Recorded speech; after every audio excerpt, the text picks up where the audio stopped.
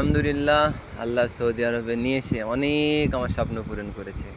তার মধ্যে এটাও একটা, যে জেদ্দায় গিয়ে সমুদ্র দেখব, এবং সবথেকে বড় হচ্ছে মক্কা মদিনা জিয়ারত করা, মসজিদে হারাম, মসজিদে নববীতে নামাজ পড়া। আলহামদুলিল্লাহ।